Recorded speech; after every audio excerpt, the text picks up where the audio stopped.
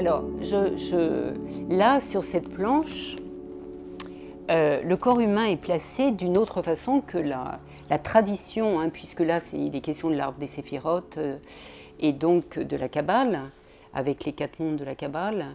Le corps humain n'est pas dans la Kabbale placé à cet endroit-là. Donc, la raison pour laquelle j'ai placé cette...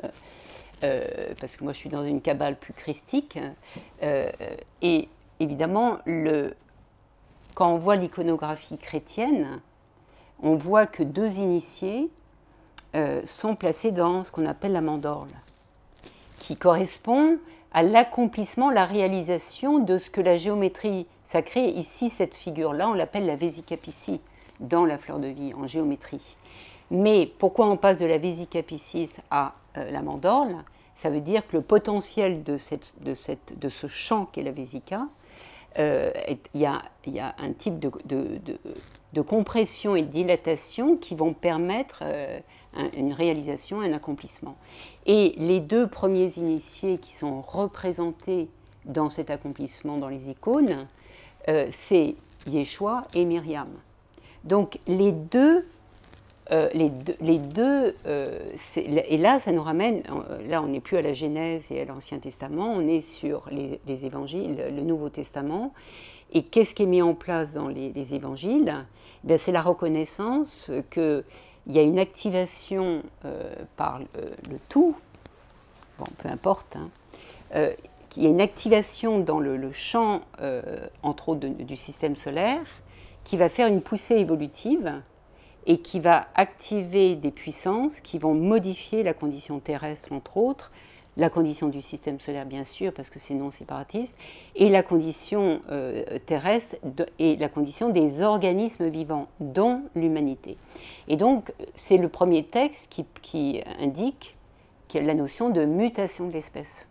Donc ça, on voit comment ça a été repris à la fin de l'ère du poisson dans laquelle nous sommes, par quelqu'un comme Aurobindo, qui a vraiment nommé très clairement, qui a utilisé ce mot, hein, qui a parlé de l'espèce nouvelle. Bon, mais c'est déjà annoncé dans les textes. Et dans les évangiles, il y a 2 évangiles qui vont qui vont nommer l'impact de cette puissance, qu'on appelle la descente du souffle sacré. Bon, le mot descente, en sanskrit, ça se traduit par avatar. Donc ça corrèle ce que nous apporte la tradition hindouiste, qui connaît bien la doctrine des avatars. On retrouve ça dans le texte. Bon, on ne pense pas avec cette terminologie, mais c'est quand même tout à fait en résonance avec cette connaissance ésotérique qui est gardiennée par l'hindouisme. Donc, et dans 2 évangiles, celui de Luc et de Matthieu, il y a une façon de porter l'attention sur comment, dans le corps de l'humanité, la pénétration de ce souffle vient soulever toute une façon d'être au monde, donc dans cette condition. Et il y a, si on prend l'évangile de Matthieu, tout d'un coup une bifurcation dans la notion de transmission de génération en génération. C'est-à-dire que tout d'un coup, il y a une rupture d'ordre. Donc cette rupture d'ordre annonce que la corrélation entre les matrices, justement, de l'univers et la condition humaine va faire une redistribution totale du système. Mais ça aurait dû se faire il y a 2000 ans?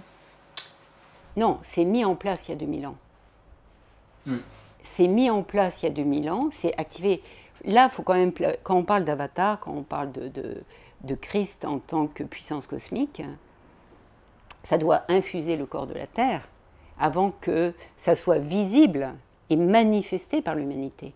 Donc on a les signaux avant-coureurs de ça. C'est pour ça. On est entré dans la période où ça se rend visible. Exactement.